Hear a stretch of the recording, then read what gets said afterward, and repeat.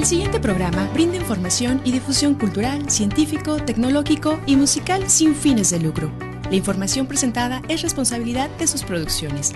Vive Radio México se deslinda de los problemas que se causan y agradecemos su comprensión y su preferencia. Vive la vida, vive la música, vive radio.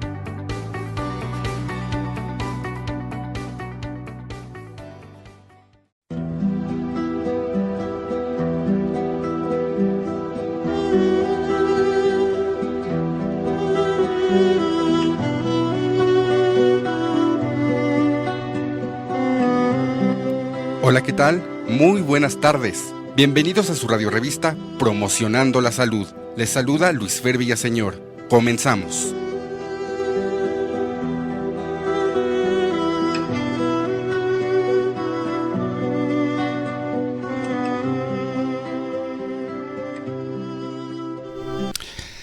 Este caso no trata solo del SIDA, ¿sabe? Así que hablemos de lo que trata realmente.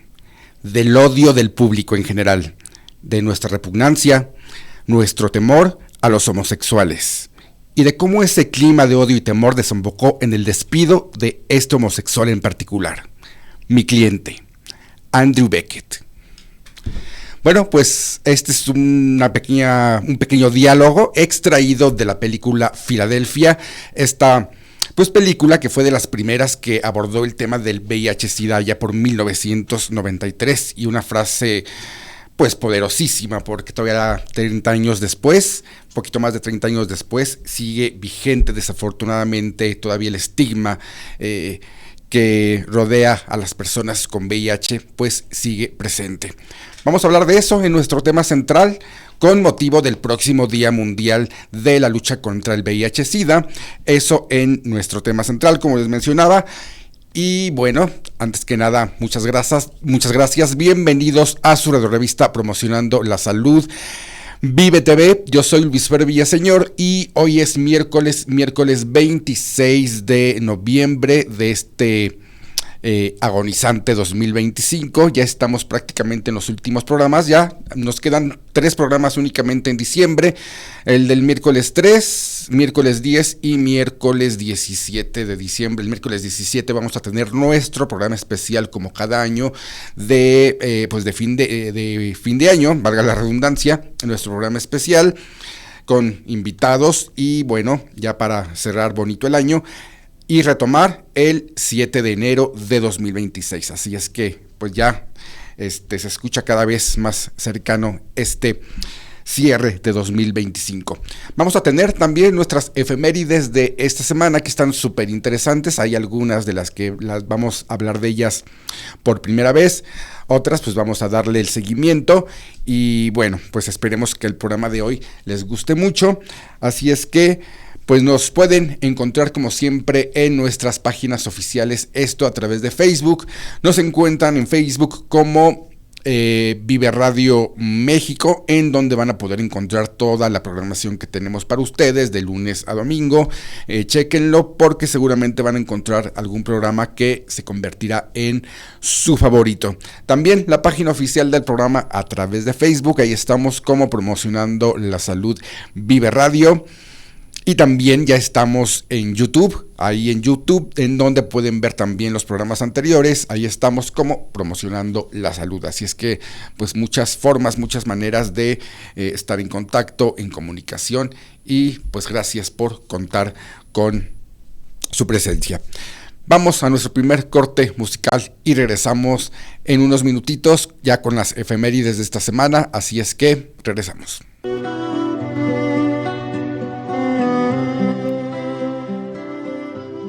No te vayas, continuamos con más temas interesantes en Promocionando la Salud.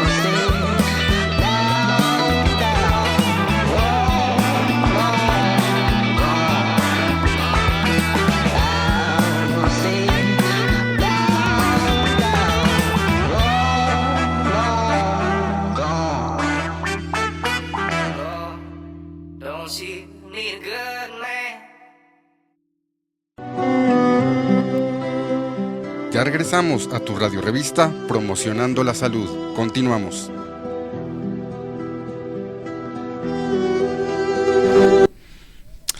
Promocionando la Salud Vive Radio es una producción e idea original de Luis Fer Villaseñor, y en la producción y controles nos acompaña hoy Dani. Muchas gracias, Dani, por estar un miércoles más aquí con nosotros. También muchas gracias y saludos a don Mario Gómez Aguilar, él es director general de Vive Radio, y pues gracias a ellos podemos llegar hasta todos sus dispositivos desde donde nos ven y nos escuchan.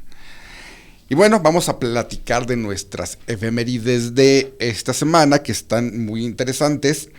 La mayoría de ellas, pues vamos a hablar por primera vez de ellas, porque en años anteriores no las habíamos tocado, les habíamos dado oportunidad a otras efemérides.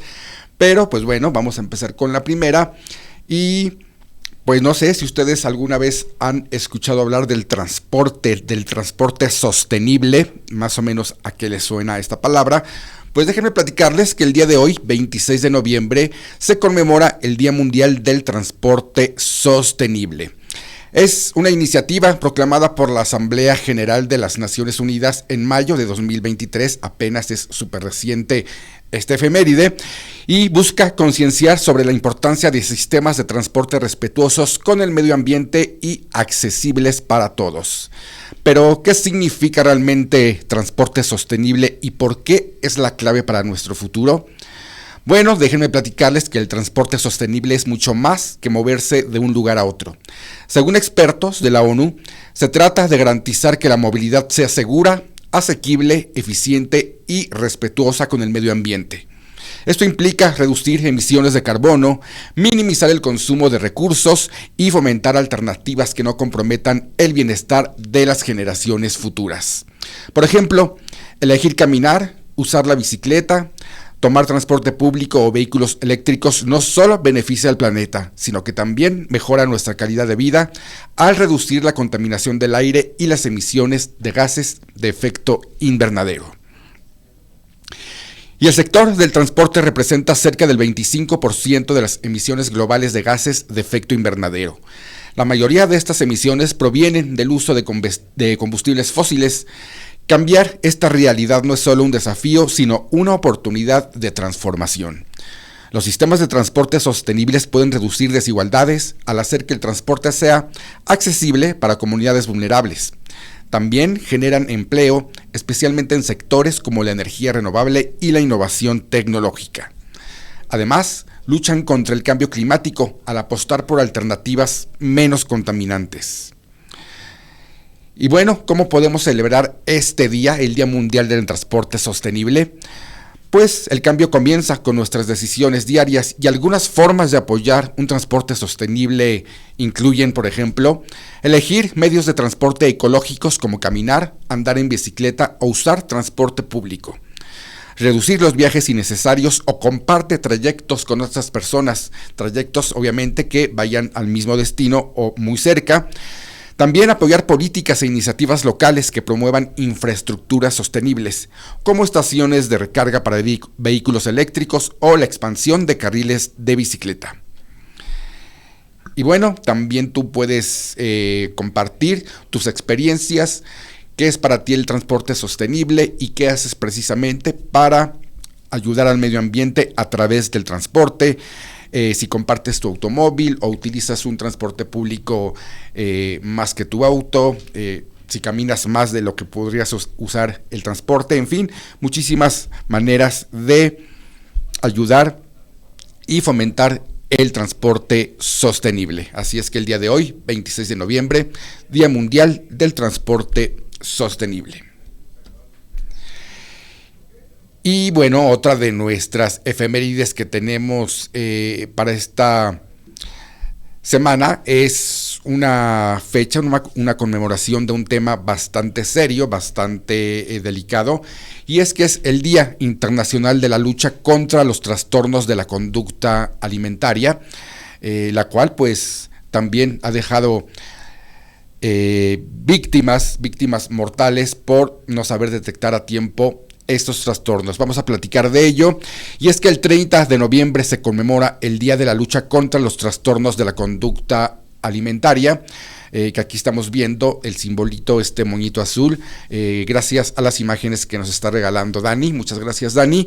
Y bueno, pues este día surgió a finales del año 2012, también relativamente es una conmemoración reciente, por iniciativa de unas administradoras de una página de Facebook que buscaron una vía para apoyarse a sí mismas, para apoyar a otros y para recordar la lucha de las personas que se enfrentan a estos trastornos. Propusieron tener como símbolo un lazo o una cinta o pulsera de color azul claro en la mano izquierda para representar la fe, la solidaridad y la esperanza. Y bueno, a esta idea se unieron otras páginas con las mismas características y en conjunto decidieron que dicho día sería el 30 de noviembre y que promoverían a través de esta red el lazo azul, así como mensajes y fotografías como demostración de apoyo y solidaridad a las personas que padecen la enfermedad, también a sus familiares y amigos. Pero ¿cómo se celebra el Día Internacional de la Lucha contra los Trastornos Alimentarios? Bueno, en la actualidad son muchas las personas, organizaciones, asociaciones e instituciones que se unen cada 30 de noviembre para concienciar a la población sobre el sufrimiento al que se enfrentan pues las familias y los enfermos que padecen de trastornos alimenticios y para recordarles o informarles que es posible superarlos. Y los trastornos de la conducta alimentaria pues son trastornos mentales que generan un comportamiento patológico frente a la ingesta de alimentos y una obsesión por el control de peso. Está presente en todas las edades sin importar sexo o condición social. La causa de los mismos está relacionada con múltiples factores, tanto psicológicos como biológicos, socioculturales y familiares. Quienes lo padecen sufren alteraciones a nivel mental y físico y aunque es posible tratarlas, es necesario que el afectado se someta a un tratamiento médico y psicológico que generalmente tiende a ser largo y complejo. Por otra parte, es importante el apoyo familiar, ya que una de las características de los trastornos es que el paciente no tiene conciencia de su enfermedad y por lo tanto no puede identificar las consecuencias. Entre los trastornos de la conducta alimentaria más conocidos se encuentran la bulimia, la anorexia nerviosa, la ortorexia, el trastorno por atracón y la vigorexia. Y bueno, hay muchas historias de personas que han tenido que lidiar con estas enfermedades y todas permiten ayudar a difundir un mensaje de apoyo y lucha. Entre estas personalidades también hay famosos que han decidido contar sus vivencias, entre ellos pues se encuentra Victoria Beckham, Demi Lovato, Lady Gaga, Mary-Kate Olsen, Dennis Quaid, Lindsay Lohan y el mismísimo Elton John, obviamente, entre muchísimas otras personalidades que han padecido algún trastorno de la conducta alimentaria. Y bueno, las distintas instituciones, grupos, asociaciones, universidades y organizaciones despliegan diversas actividades destinadas a informar y concienciar a la población con talleres, con charlas, con videoconferencias, foros, seminarios y entrega de material informativo. Y bueno, también se nos da la opción de acercarnos a alguno de estos pacientes si es que detectamos pues en algún amigo, en algún familiar, alguna de estas conductas de trastorno alimentario, pues también ayudar y apoyar precisamente para evitar este tipo de situaciones. Y bueno, vamos a platicar un poquito rápidamente acerca de cuáles son los principales trastornos de conducta alimentaria, porque cada una de ellas pues tiene su propio método, tiene su propia sintomatología y bueno, es importante conocerlos precisamente porque es difícil detectarlos cuando incluso viviendo en un mismo círculo familiar, en un mismo entorno, de repente es un poco complicado detectarlo, pero si hay algunas señales que esos pacientes nos pueden dar para nosotros identificarlos. Y bueno, ya te mencionaba algunos de ellos que son pues así como que los más importantes, los más interesantes, y vamos precisamente a hablar de ello. Y en el primer lugar pues tenemos obviamente la anorexia. Creo que todos hemos escuchado alguna vez de este término, de la anorexia, que no es más que esa situación que pone a los jóvenes y no tan jóvenes, porque también antes se vinculaba como a personas muy jóvenes y a mujeres principalmente, pero no, se ha detectado que puede presentarse a cualquier edad y obviamente el género es indistinto. Y bueno, los síntomas incluyen tratar de mantener un peso por debajo de lo normal mediante la inanición o el ejercicio excesivo. Son estas personas que dejan de comer, que a pesar de que ya están en un peso mucho más bajo del peso normal que deberían de tener, ellos al espejo, como lo estamos viendo en la imagen, pues se siguen viendo y se siguen percibiendo con sobrepeso y se vuelve una verdadera obsesión el tema del peso. Estas personas sufren principalmente a nivel físico, a nivel corporal, una deshidratación, hay desmayos, obviamente hay una fatiga, mareos, se puede presentar a mediano y largo plazo una osteoporosis, hay una presión arterial baja, son personas que todo el tiempo sienten frío a pesar de tener climas muy cálidos o calurosos, precisamente por la falta de calorías, y una temperatura corporal baja o trastorno hidroeléctrico. En cuanto a su comportamiento, bueno, hay un aislamiento social, ya no salen a eventos sociales, hay un apetito desenfrenado, obviamente, pues, por el hambre que les da. Eso no quiere decir que no les dé hambre el que no coman. Hay un comportamiento compulsivo y una hiperactividad o impulsividad. En cuanto al estado de ánimo, hay ansiedad, hay culpa y hay temor. Su peso, obviamente, hay un peso bajo, hay una pérdida de peso gradual y constante, y bueno, es evidente la delgadez extrema que presentan estas personas, estos pacientes. Creo que de repente todos hemos visto pues a figuras públicas muy por debajo de su peso normal, o incluso a personas no famosas. Creo que todos alguna vez hemos conocido a este tipo de pacientes. Si la anorexia se presenta a edades tempranas, a nivel adolescencia, bueno, pues hay un crecimiento lento para el término de ese desarrollo y una pubertad tardía. En cuanto a las cuestiones menstruales, hay una menstruación irregular, o si ya es una anorexia bastante avanzada, hay ausencia de menstruación. A nivel gastrointestinal, hay estreñimiento o vómitos, y también como signo evidente, un cabello bastante reseco, como sacatudo más o menos. Hay una depresión, dolor de cabeza frecuente, pues hacen dietas de la nada, o es evidente que el consumo de alimentos es muy raquítico, muy por debajo de lo que deberían de comer normalmente.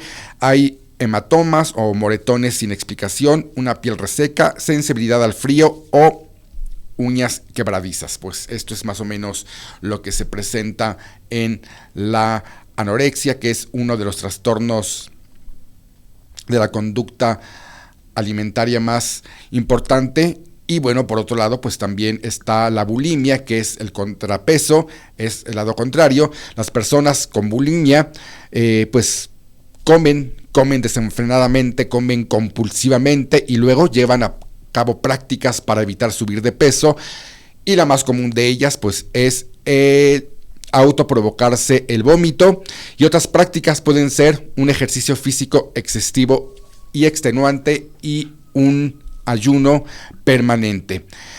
Estas personas sufren principalmente ardores en el pecho, precisamente por ese vómito que se provocan. Los ácidos estomacales y los fluidos pues van quemando, por así decirlo, el esófago y el tubo digestivo superior. Es por eso que hay dolor en el pecho. También hay un apetito desenfrenado, una automutilación, comportamiento compulsivo, falta de autocontrol, impulsividad o vómitos después de comer en exceso. Hay una aversión a la comida. También hay deshidratación, fatiga, hambre o trastorno hidroeléctrico. Tienen altibajos emocionales, ansiedad, culpa o descontento general. A nivel bucal se presentan caries, mal aliento o sequedad de boca.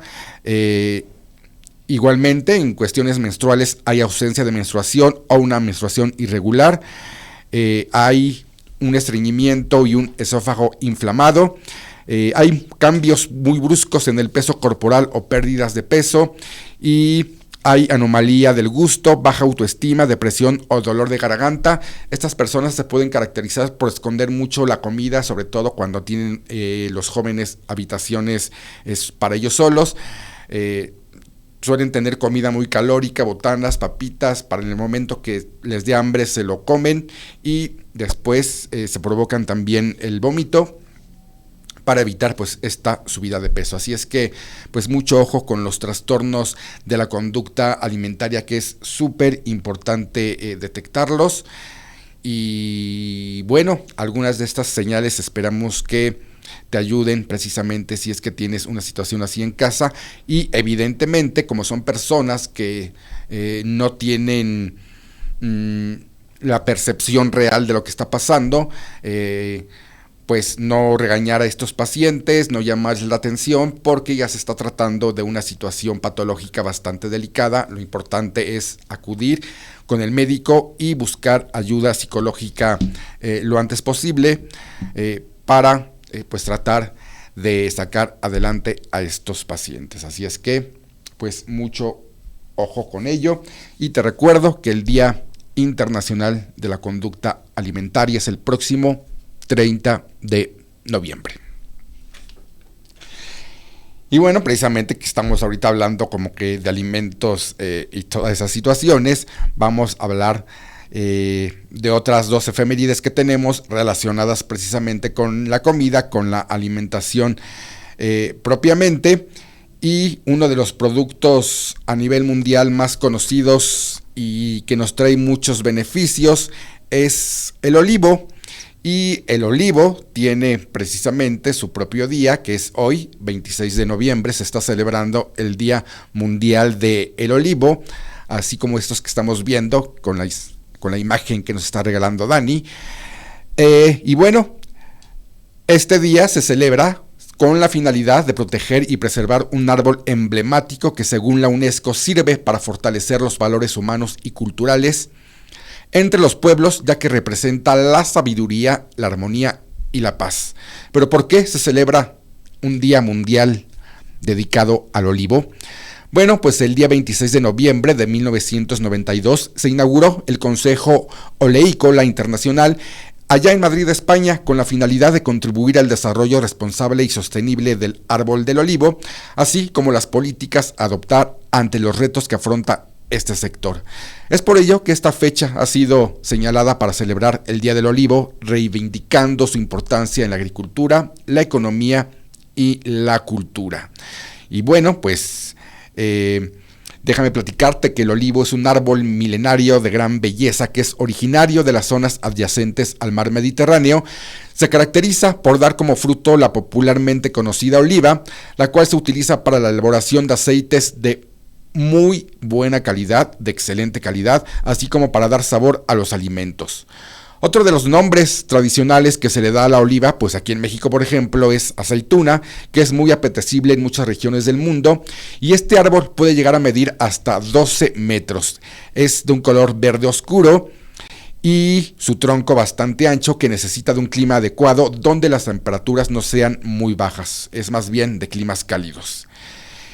Y este mágico árbol encierra muchos misterios, y uno de ellos es el que tiene que ver con la creencia de que representa la inmortalidad. Desde la antigua Atenas ya se conocía de su existencia, sin embargo se desconoce desde cuándo empezó a cultivarse, pero de acuerdo a los datos recaudados, se cree que puede ser de 4000 años antes de Cristo. A través de la historia se sabe que el olivo ha sido venerado por distintas culturas, considerándolo sagrado.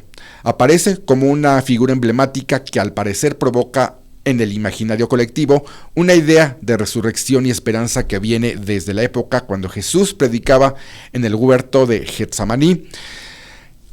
Y bueno, tiene muchísimas simbologías. El árbol del olivo se asocia, por ejemplo, con la sanación. Se cree que este maravilloso arbusto también posee propiedades medicinales que se encuentran tanto en el fruto como en el aceite. También representa la inmortalidad. Es un árbol muy longevo que puede vivir 2000 años o más. y representa la fertilidad. De acuerdo a la antigua mitología, se tenía la creencia de que si una mujer dormía bajo un olivo, podía concebir un hijo. Hoy los científicos pues estudian las propiedades del aceite de olivo precisamente para ver si tiene alguna relación con la fertilidad. Representa la victoria. Era el símbolo que le era entregado a los ganadores de los juegos en la antigua Atenas, una corona de olivo, que actualmente sigue siendo costumbre premiar a los competidores en categorías como el ciclismo o la carrera de motos. Y finalmente, es el símbolo de la paz, un símbolo de paz mundial. Es bastante común ver una rama de olivo en algunas banderas y también está plasmada en la bandera de una de las organizaciones internacionales más importantes, como lo es la ONU. Y algunas curiosidades acerca del olivo. El árbol de olivo es originario de los países mediterráneos y su fruto es conocido como oliva y aceituna, dependiendo de la región. Y la palabra olivo proviene del latín oleum y la palabra aceituna proviene del árabe as-saituna. El árbol de olivo llega a América mediante las rutas comerciales que se establecieron durante los primeros viajes de Cristóbal Colón. Y en el sur de España se utiliza con mayor frecuencia la palabra aceituna debido a la influencia árabe en esta región del país. La mitad norte de la península se refiere al fruto del árbol de olivo como oliva. Y el árbol del olivo se vincula estrechamente con las religiones de toda la costa mediterránea con un destacado simbolismo. Y el color de las aceitunas, que suelen ser de verdes a color negro, es definido por el grado de maduración de este fruto. Y España es el principal país cultivador de olivares en toda la Unión Europea, con un 55% de la producción en todo el continente. Y el 62% de la producción de aceite de oliva en este país se destina a la exportación. Y bueno, es muchas las propiedades que nos ofrece el olivo. Ya como pudimos ver, el aceite de oliva pues es de los más finos y de más alta calidad que pueden existir en el mercado. También hay que decirlo, es de los más caros. Sin embargo, pues sirve principalmente como aderezo para salsas y para preparaciones finas. También por su característico aroma, que nos remonta precisamente a esa finura y a esa calidad que suele tener este aceite y los olivos en general. Y tenemos otra efeméride más, que hace rato que estábamos en preproducción me comentaba Dani que no sabía que existía esta. Pues yo tampoco hasta hace poco, por eso la quiero compartir con ustedes, porque pues sí es de esas efemérides curiosas, hasta medio raras y chistosas, pero que quiero compartirla con todos ustedes precisamente por esta característica que se tiene, porque existe un día mundial especialmente para las frituras.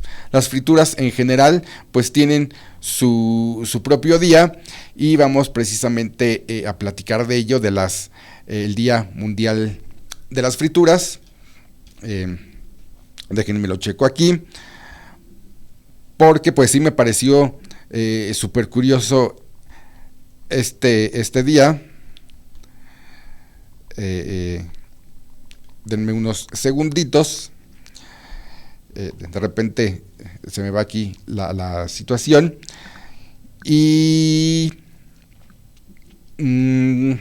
pues sí, les comparto este Día Mundial de las Frituras, que ya es en diciembre, es el próximo 2 de diciembre, el Día Mundial de las Frituras. Ay, ya se me abrió el apetito aquí con la imagen que nos está regalando Dani. Y cada 2 de diciembre, pues el aceite, que ya hablamos un poquito acerca del aceite de oliva, el aceite y la sartén pues son las grandes protagonistas de este día tan peculiar y tan raro, tan extraño, pero pues mucha gente lo celebra en muchas regiones y es una efeméride pues poco o nada saludable para algunas personas, pero bueno, no podemos negar que las frituras forman parte de la gastronomía de muchas regiones, muchos países, y bueno, qué hablar de aquí en México, que muchas preparaciones precisamente son con esta técnica de la fritura, y se estima que el origen del Día Mundial de las Frituras surgió del Fritters Day, un día nacional no oficial de Estados Unidos, pues dedicado a la fritura de verduras, de frutas o de carnes rebozadas, y este país pues es conocido por su adicción a la comida frita y la comida chatarra, la influencia de Estados Unidos. Las frituras son un tipo de cocción o técnica culinaria mediante la cual se cocinan alimentos inmersos en grasa, manteca o aceite, y existen infinidad de opciones de alimentos fritos. Pues los boquerones, los calamares, las croquetas, los deditos de queso aquí en México, los nuggets, ¿qué hablar de los nuggets? Algunos cortes de carne como las milanesas de pollo o las milanesas de res, las papas fritas, en fin, muchísimos platillos aquí en México. Bueno, pues los típicos totopos o los chilaquiles que antes de que entren en esa deliciosa salsa, pues pasan por esta técnica de la fritura, estos totopos o estas tortillas. Y el más curioso de todos los platos con esta técnica es el helado frito. Es un postre que se prepara con una bola de helado a muy baja temperatura, rebozada de huevo crudo, se cubre con galletas trituradas o copos de maíz y se fríe ligeramente. La baja temperatura del helado evita que éste se derrita mientras se está friendo.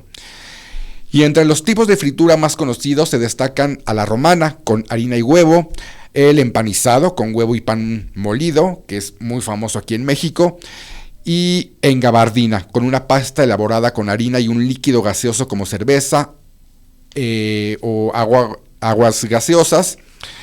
Y diversos estudios e investigaciones sostienen que los alimentos que son sometidos a este tipo de cocción pierden valor nutricional, producto de la oxidación y degradación térmica de las grasas, generando algunas sustancias perjudiciales para la salud, como la acrilamida.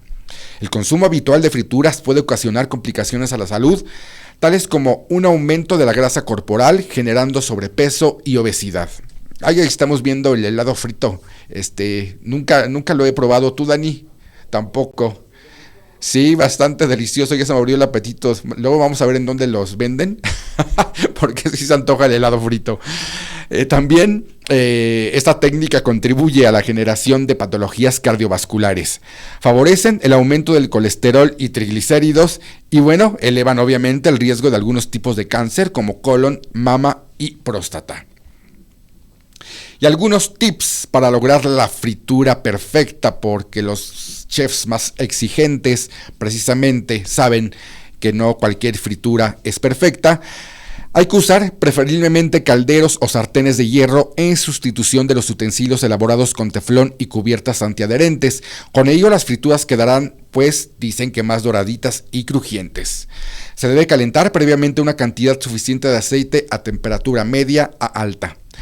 Freír los alimentos por tandas o cantidades moderadas para mantener la temperatura del aceite, y al freír alimentos congelados se debe hacer en pocas cantidades y aumentar ligeramente el calor de la estufa poco a poco. Y si se guardan frituras en la nevera, pues consumirla en otra oportunidad. No es recomendable calentarla en el microondas y es recomendable utilizar un sartén con una capa muy fina de aceite, o en su defecto utilizar freidoras de aire o air fry, que actualmente pues están tan de moda. Así es que las frituras tienen su propio día, su propia efeméride, y es el próximo 2 de diciembre. En estas efemérides raras y curiosas. Gracias, Dani, por las imágenes. Y vamos a nuestro segundo y último corte musical, ya para regresar con nuestro tema central. Vamos a hablar del Día Mundial contra el VIH-Sida, que se festeja o se conmemora el próximo 1 de diciembre. Así es que regresamos.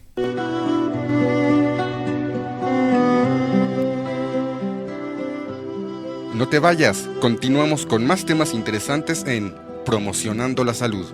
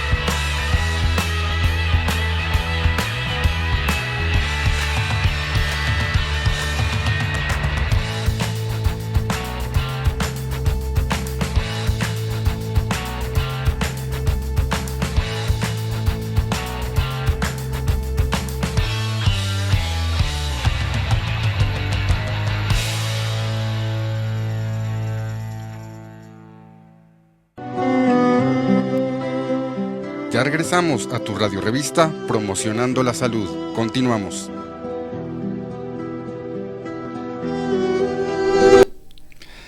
En México, a finales de 2022, se estimó que cerca de 370,000 personas vivían con VIH, de las cuales aproximadamente el 80% eran hombres adultos. En 2022 se registraron cerca de 20,000 nuevas infecciones, una tendencia que se ha mantenido relativamente estable desde 2019. Las transmisiones ocurren principalmente a través de la vía sexual y el grupo de edad más afectado es de 25 a 34 años. La vía de transmisión sanguínea ya no es significativa. Y algunos números y estadísticas con respecto al VIH. El número total de personas viviendo con VIH, alrededor de 370,000 en 2022. Nuevas infecciones, aproximadamente 20,000 en 2022. Prevalencia por sexo. 80% de las personas con VIH son hombres adultos, mientras que el 19% son mujeres adultas. Grupo de edad más afectado. El grupo de 25 a 34 años concentra el 38.9% de los nuevos contagios. Vía de transmisión. La vía sexual es la principal, representando más del 99% de los casos desde 2017. Estado de salud. El 94% de las personas con VIH que reciben tratamiento tienen una carga viral indetectable e intransmisible. Algunos desafíos y tendencias. Aumento en la incidencia. Se ha observado un aumento sostenido en la incidencia, especialmente entre los jóvenes de 15 a 29 años. Factores del aumento. La tendencia ascendente podría estar relacionada con que aproximadamente un tercio de las personas con VIH no han sido diagnosticadas. El bajo uso de preservativos entre los jóvenes y la baja cobertura de la profilaxis preexposición, llamada PrEP, en población es clave. Un diagnóstico tardío. La falta de acceso a pruebas o al diagnóstico tardío contribuye a que la incidencia parezca aumentar. Estado de tratamiento. A finales de 2022, 230,000 personas estaban en tratamiento antirretroviral. Acceso al tratamiento. Desde el 1 de enero de 2020, la Ley General de Salud garantiza la prestación gratuita de servicios de salud, medicamentos y demás insumos asociados para todas las personas con VIH aquí en México. Y bueno, también pues son algunas de las cifras y estadísticas que podemos hablar acerca del VIH. La mayoría de estas estadísticas y estos datos fueron tomados del año 2022, que es más o menos el último año en el que se ha estado censando estos casos. Y bueno, el 1 de diciembre se celebra el Día Mundial del SIDA y fue el primer día dedicado a la salud en todo el mundo. O sea, las efemérides relacionadas con la salud comenzaron el 1 de diciembre con el Día Mundial del SIDA. Y la razón de elegir esta fecha concreta fue por razones de impacto mediático al ser el primer día del mes de diciembre. En este día se hacen muchos actos de concienciación. Muchas personas salen a la calle con un lazo rojo, símbolo de la lucha contra el síndrome de inmunodeficiencia humana, SIDA por sus siglas en inglés. Grupos de personas se movilizan para recaudar fondos para la investigación y para dar su apoyo y solidaridad a las personas con SIDA. Y bueno, el lema del año pasado, 2024, fue Sigamos el camino de los derechos. Se ahonda en la idea de que acabar con el SIDA es posible, pero solo si garantizamos los derechos de todas las personas. Y es que cuando los derechos humanos ocupen un lugar central y las comunidades lideren el cambio, se puede poner fin al SIDA como amenaza para la salud pública para 2030. Los avances en la respuesta al VIH siempre han ido de la mano del progreso en la protección de los derechos humanos. A su vez, estas mejoras han impulsado el reconocimiento del derecho a la salud y el fortalecimiento de los servicios y sistemas sanitarios. Sin embargo, aún existen barreras que limitan el acceso pleno a los derechos humanos, frenando el camino hacia el fin del SIDA y afectando gravemente la salud. Y bueno, también, además, el aumento de ataques contra los derechos amenaza con revertir los logros conseguidos. Erradicar el SIDA requiere que lleguemos a todas las personas afectadas por el VIH, incluidas aquellas que han sido marginadas o excluidas. Y el origen del Día Mundial del SIDA. La primera vez que se celebró el Día Mundial de la Lucha contra el SIDA fue en 1988. Y desde esa fecha, el virus ha matado a más de 25 millones de personas en todo el mundo, lo que supone una de las epidemias más destructivas en la historia de la humanidad. El Día Mundial de la Lucha contra el SIDA se ha convertido en uno de los días de la salud más reconocidos y supone una oportunidad para recordar a los que han fallecido, crear conciencia y celebrar victorias como el acceso a servicios de prevención y tratamientos retrovirales. En 2011, ONU-SIDA decidió cambiar el nombre Día Internacional de la Lucha contra el SIDA por el Día Internacional de la Acción contra el SIDA, por considerar que la palabra lucha tiene una connotación belicista o agresiva. A partir de 2021, ONU-SIDA lo denomina simplemente Día Mundial del SIDA. Y algunos datos acerca del SIDA alrededor del mundo. ONU-SIDA ha presentado un nuevo informe que muestra que el acceso al tratamiento ha aumentado significativamente. Por ejemplo, en el año 2000, solo 685,000 personas que vivían con el VIH tenían acceso al tratamiento antirretrovírico. Para junio de 2017, fueron alrededor de 20.9 millones de personas las que tenían este acceso a los medicamentos vitales. Y algunos datos, vamos por más datos y estadísticas a nivel mundial acerca del SIDA.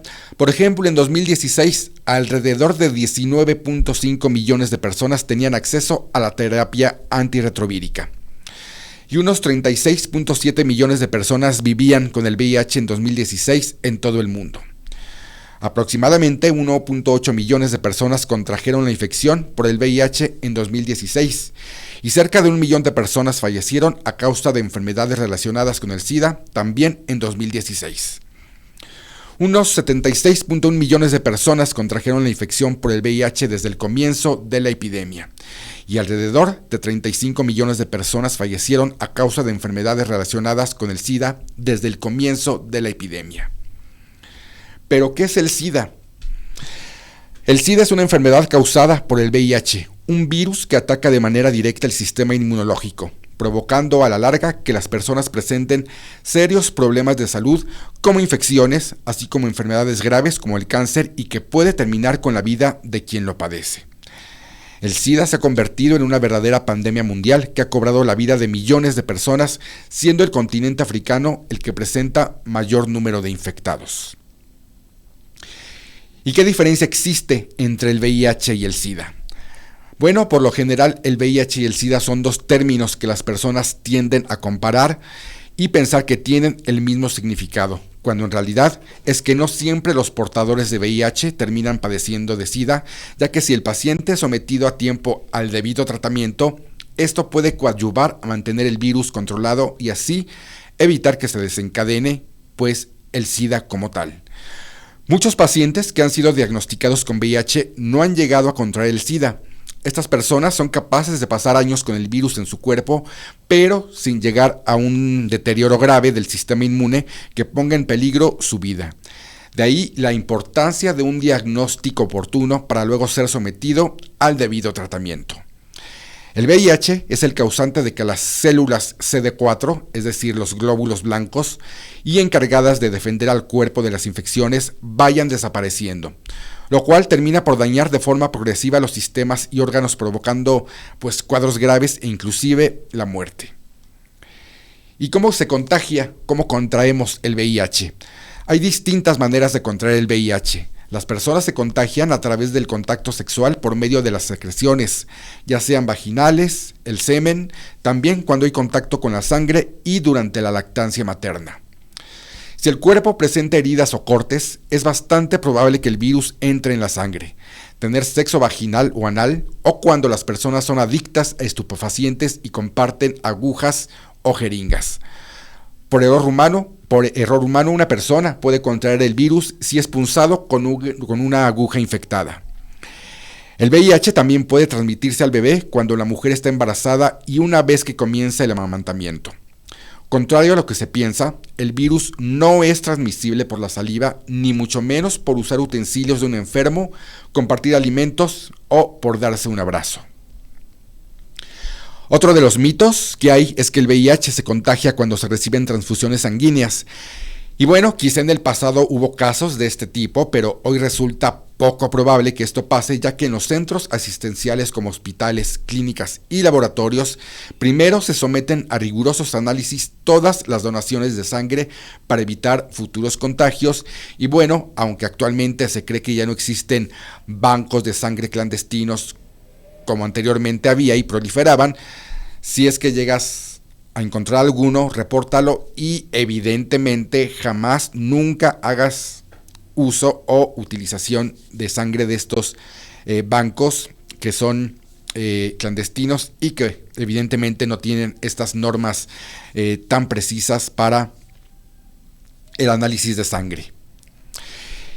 Y la manera más segura de prevenir el SIDA es evitar el contacto sexual con personas infectadas, y en caso de que el acto llegue a consumarse, será necesario asegurarte de tomar las debidas medidas de protección.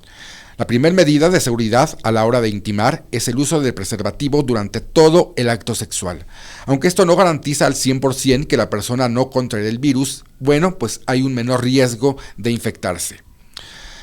Otra manera de que el VIH pueda ser transmitido es a través del uso de jeringas de personas adictas a las drogas y que también pueden tener el virus en su organismo y transmitirlo a través de la sangre a una persona que esté sana. Actualmente se emplea el llamado PrEP, que es la profilaxis preexposición, el cual consiste en la toma diaria de una píldora cuando el paciente de alto riesgo.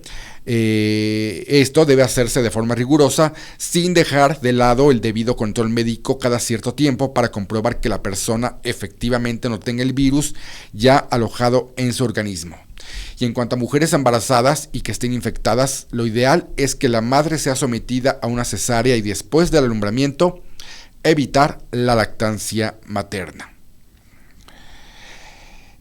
Y bueno, vamos a ver el cuadro clínico, la sintomatología relacionada con el VIH-Sida, porque es muy interesante pues también conocerla, saberla, y pues es interesante, y es que las manifestaciones clínicas del VIH varían según la etapa. Es una enfermedad que se va presentando por etapas, pero generalmente incluyen síntomas parecidos a la gripe al principio, como pues hay fiebre, hay una fatiga, hay dolor de garganta, los ganglios linfáticos inflamados, hay dolor muscular y en ocasiones pues ciertos sarpullidos. Y a largo plazo pueden aparecer síntomas de infecciones oportunistas debido al debilitamiento del sistema inmuno, como pérdida de peso, hay una diarrea crónica y otras infecciones. Por ejemplo, la infección aguda, la cual se presenta en las primeras semanas después de la infección, hay, como te mencionaba, síntomas gripales, hay fiebre, escalofríos, dolor de cabeza y fatiga. Hay dolor muscular, dolor articular y dolor de garganta. Hay problemas en la piel, como tipo sarpullido, y ganglios linfáticos inflamados, especialmente en el cuello, las axilas y las ingles. También pueden aparecer algunas llagas o lesiones en la boca y la garganta. Cuando hay una infección crónica sin tratamiento médico, hay algunos síntomas leves. Muchas personas hay síntomas leves o nulos, en donde muchas personas no presentan ningún síntoma durante años. Hay infecciones oportunistas, y a medida que el sistema inmunitario se debilita, pueden aparecer infecciones oportunistas que afecten diferentes partes del cuerpo. Y en síntomas más avanzados hay una pérdida de peso, pérdida del apetito, una fiebre persistente y diarrea crónica. También hay una sintomatología de infecciones oportunistas en etapas avanzadas. Hay infecciones respiratorias como neumonía por neumocitis caril, y también hay una tos persistente. Hay infecciones neurológicas como la meningitis, que causa dolor de cabeza, fiebre y confusión mental. Hay infecciones gastrointestinales, diarrea y dolor abdominal, por ejemplo, por criptospordiosis o infección por Microbacterium avium, y hay infecciones cutáneas y orales. Pueden presentarse llagas y candidiasis oral, las llamadas aftas, y finalmente infecciones oculares, problemas de visión o ceguera debido a infecciones por citomegalovirus. Y es importante recordar que pues no todos tienen síntomas. Esta sintomatología que te estoy presentando varía de persona a persona. Como te mencionaba, hay personas que a lo largo de toda la infección no llega a presentar ningún síntoma. Sin embargo, pues pueden ser pacientes que, si no utilizan la debida protección, pueden estar infectando a otras personas. Así es que mucho ojo con ello. Y la única forma de saber si se tiene VIH es haciéndote la prueba. En vez de estar adivinando, ya vimos que a los primeros síntomas se puede confundir con alguna infección respiratoria, con alguna gripe, con algún catarro, y pues las personas se confían en que es eso y dejan pasar tiempo para iniciar un tratamiento que, pues como vemos, pueden llegar incluso a deambular por la vida de manera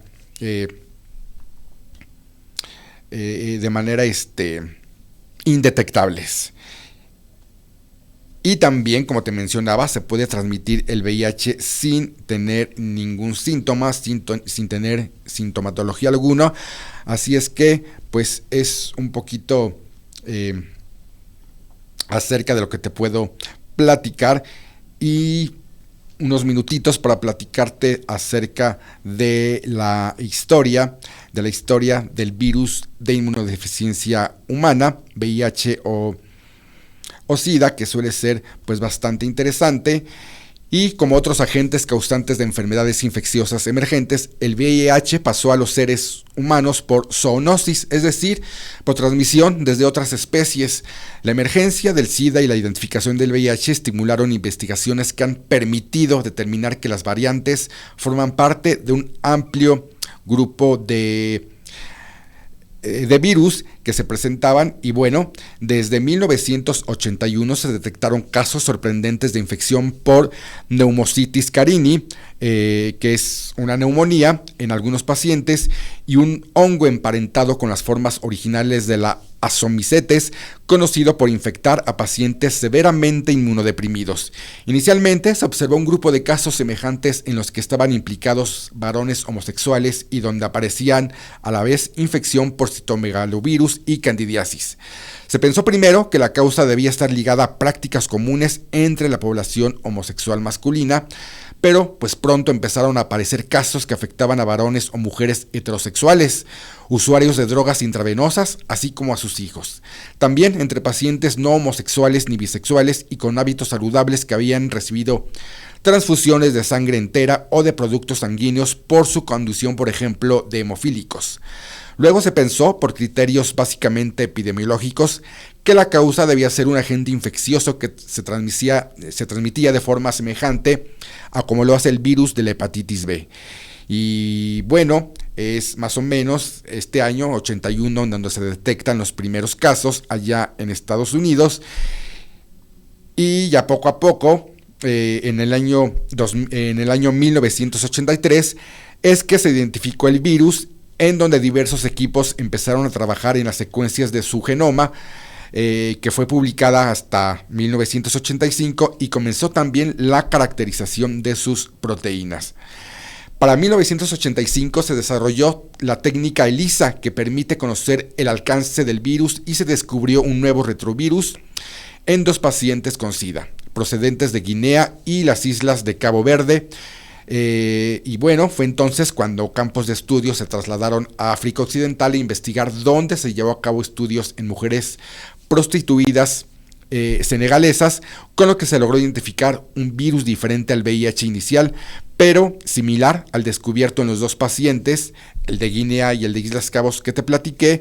Y también es como se empiezan a dar cuenta de que efectivamente es un virus bastante cambiante, es un virus que muta rápidamente, y ahí pues el que no han podido encontrar una cura totalmente debido a estas mutaciones tan rápidas que este virus suele pues presentar. Y pues es interesante toda esta situación. Así es que, como te comentaba, y al principio tomé este pequeño diálogo de la película Filadelfia. Filadelfia fue la primera apuesta de Hollywood que obtuvo innumerables críticas y su principal protagonista fue el reconocido actor Tom Hanks, quien interpretó el papel de un prestigioso abogado homosexual que se tuvo que enfrentar a una sociedad por su condición. Y bueno, Filadelfia es una película bastante interesante que definitivamente marca el inicio de este tipo de temas, principalmente ahí en Hollywood. Gracias, Dani, que nos está presentando aquí la portada de el póster que se manejó de Filadelfia y que más de 30 años después sigue siendo un tema bastante actualizado en muchos ámbitos laborales. Trata básicamente de que Tom Hanks es un abogado el cual es despedido injustificadamente, ponen muchos pretextos, pero pues sus jefes descubren que tiene VIH y por temor a que los vaya a contagiar y porque bueno, también hay que recordar que en ese entonces no se conocían la forma de contagio, o se pensaba que se podía contagiar fácilmente, pues lo despiden y contrata a un abogado, el cual pues lleva el caso después de que estaba renuente y también él lo rechaza, pero finalmente decide tomar el caso. Y bueno, si no han visto esta película, pues los invitamos a que la vean. Les reitero, forma parte de esta cultura en el ámbito hollywoodense por ser la primera en abordar y que también pues ganó premios, ganó Óscares esta película, y una actuación magistral de Tom Hanks, quien tuvo que bajar hasta 15 kilos para poder interpretar la fase final de su personaje. Y bueno, también hay famosos que han fallecido a causa de esta enfermedad, no han sido exentos, y uno de ellos, Magic Johnson, este jugador de baloncesto que fue de los más valientes al confesar en los años 90 que se retiraba a causa de que había contraído el virus del SIDA, y Johnson se ha convertido desde ese entonces en un activista incansable, creando la The Magic Johnson Foundation, una asociación desde donde la voz de las personas con VIH pues son elevadas. También Charlie Sheen en 2015, y desde entonces se cree que la visibilidad es el primer paso para cortar de raíz el estigma social. Conchita Wurst, ganadora del Festival de Eurovisión, Miki Blanco, Noris Díaz y bueno, pues muchísimos famosos más, Freddie Mercury evidentemente. Así es que algunas de estas personalidades que han fallecido debido al VIH-Sida. Pues esperemos que te unas a esta causa, a estas marchas que seguramente van a haber, a estas movilizaciones. Y bueno, aquí en México, a ver si podemos abordar el tema el próximo miércoles acerca de esta crisis de medicamentos que hay en varias de las instituciones de salud, que a pesar de que el gobierno lo niega y dicen que están garantizadas y que jamás ha habido un desabasto, bueno, pues los pacientes y las personas afectadas opinan lo contrario. Ese tema lo dejemos para el próximo miércoles. Así es que, pues muchísimas gracias. Esperemos que el programa de hoy te haya gustado. Muchas gracias a Dani, que estuvo en producción. Gracias a todos y cada uno de ustedes por habernos acompañado. Soy Luis Villaseñor y nos vemos y nos escuchamos el próximo miércoles en punto de las 5 de la tarde. Hasta entonces. Muchas gracias por sintonizar Promocionando la Salud. Los espero la próxima semana con más temas interesantes aquí por Vive Radio.